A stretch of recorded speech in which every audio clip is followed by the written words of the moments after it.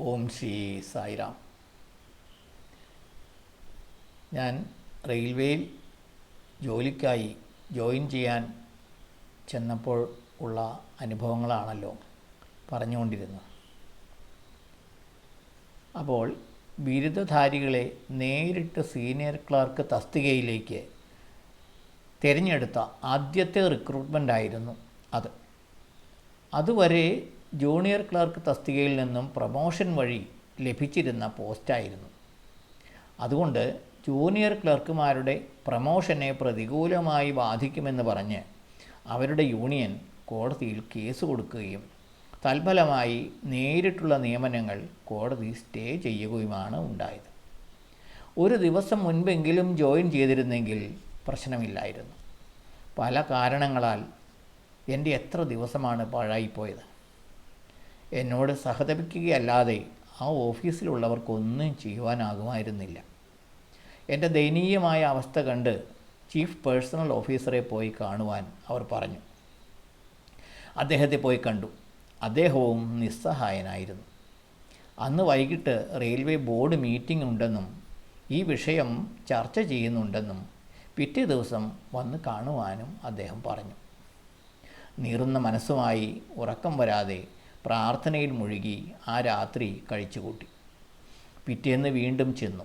അപ്പോഴതാ chief personnel officer ഒരാഴ്ചത്തെ ലീവിൽ പോയിരിക്കുന്നു. പകരം ചാർജുള്ള അസിസ്റ്റൻറ്റ് പേഴ്സണൽ ഓഫീസർ പിറ്റേ ദിവസമേ വരികയുള്ളൂ. വീണ്ടും ഒരു ദിവസം കൂടി കഴിഞ്ഞു. അടുത്ത ദിവസം വീണ്ടും ഞാൻ എത്തി. ഇപ്പോൾ ഞാൻ ആ ഓഫീസിലെ ഒരു അംഗത്തെപ്പോലെ ആയിത്തീർന്നിരുന്നു. എല്ലാവർക്കും എന്നോട് സ്നേഹം, സഹതാപം, അനുകമ്പ. ഭാഗ്യം, അന്ന് അസിസ്റ്റൻറ്റ് പേഴ്സണൽ ഓഫീസർ വന്നിട്ടുണ്ട്. ഞാൻ അദ്ദേഹത്തിൻ്റെ മുറിയിലേക്ക് ആനയിക്കപ്പെട്ടു. അദ്ദേഹം മറ്റൊരാളുമായി ചർച്ചയിലായിരുന്നു. ഞാൻ മുറിയിൽ ഒരരികത്ത് കാത്തു നിന്നു. ചുറ്റിലും വെറുതെ ഒന്ന് കണ്ണോടിച്ചു. പെട്ടെന്ന് എൻ്റെ ഹൃദയം ത്രസിക്കാൻ തുടങ്ങി. അതാ ആ മുറിയിൽ ഒരു ഷെൽഫിന് മുകളിൽ ഭഗവാന്റെ അഭയഹസ്തമുള്ള പുഞ്ചിരിക്കുന്ന ചിത്രം, സ്വാമിയുടെ സാന്നിധ്യത്തിൻ്റെ സൂചന. എന്നിലൊരു നേരിയ പ്രതീക്ഷ നാമ്പെടുത്തു. പേഴ്സണൽ ഓഫീസറുടെ മേശപ്പുറത്തേക്ക് നോക്കി. അദ്ദേഹത്തിൻ്റെ നെയിം ബോർഡ് വായിച്ചു. രാഘവൻ നമ്പ്യാർ. അതെ, അദ്ദേഹം മലയാളിയായിരുന്നു. എൻ്റെ പ്രശ്നം അദ്ദേഹം ക്ഷമയോടെ കേട്ടു.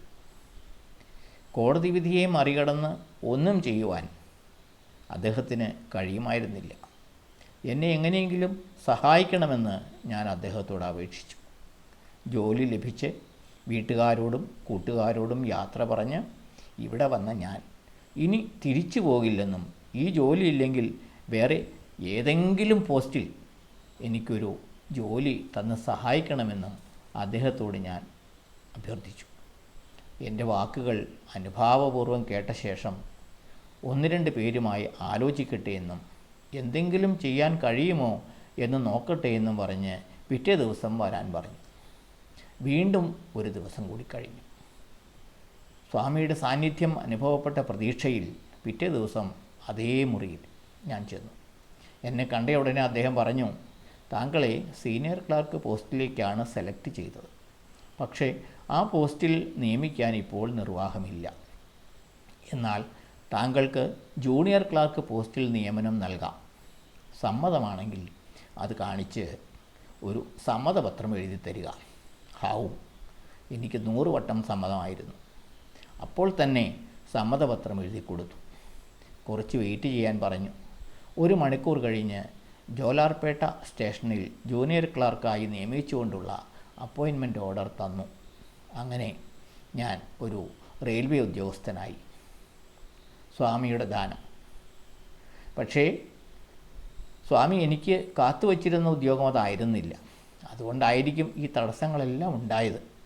പക്ഷേ ഹൃദയപൂർവ്വമുള്ള പ്രാർത്ഥന മൂലം സമാശ്വാസമായി സ്വാമി അത് ദാനം ചെയ്യുകയായിരുന്നു. പിന്നീട് റെയിൽവേയിലെ ജോലി ഉപേക്ഷിക്കുകയും സിൻഡിക്കേറ്റ് ബാങ്കിൽ ജോലിയിൽ പ്രവേശിക്കുകയും ചെയ്തു. അന്നു മുതൽ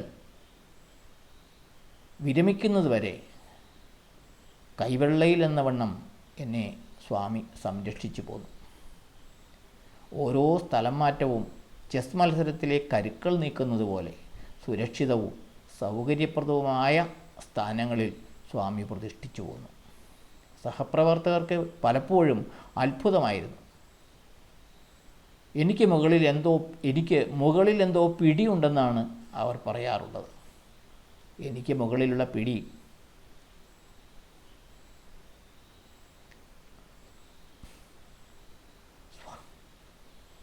സ്വാമി മാത്രമായിരുന്നു.